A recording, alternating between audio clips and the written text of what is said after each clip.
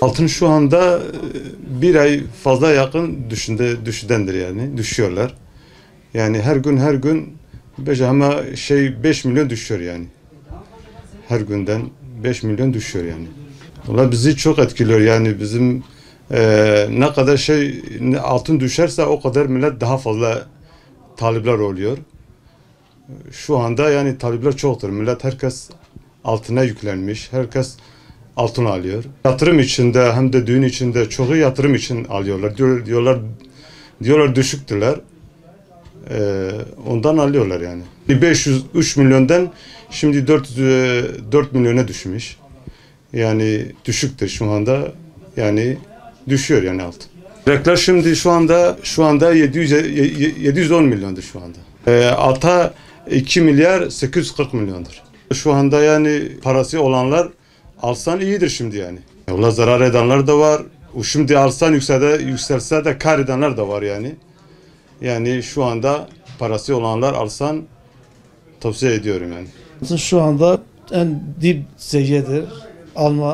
Müşterilerin almasını tavsiye ediyoruz. Şu anda gayet alma zamanıdır. Yani şu anda bozma taraftarı değiliz. Yani gelen bütün dostlarımıza almaları için tavsiye ediyoruz şu anda. Yani düşse de çok az. Dalgalanmadır bu. En iyi yatırım bence altındır şu anda.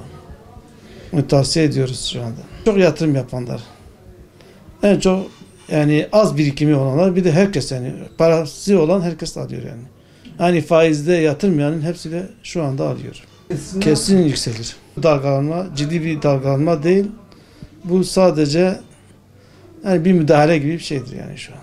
Yani bu dışarıda gelen bu özellikle dolar rezervinin azaldığından dolayı dışarıdan faizle çok büyük iştah açıcı bir faiz veriliyor.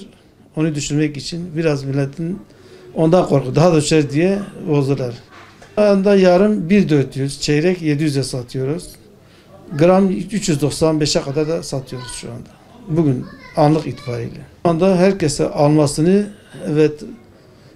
alıp panik yapıp bozmamalarını tavsiye ediyoruz. Bizim için önemli olan alışveriştir. Yani satıştır. Yani bizim için önemli olan odur. Düşük veya yükselişi bizim için bir farkı yoktur yani. Bir önemi yoktur. Bizim önemli olan aradaki satış karımızdır. Tabii satışı 540 da olsa şu anda bizim için aynı, 400 de olsa aynıdır. 240 da olsa aynıdır yani. Bizim önemli olan satıştır.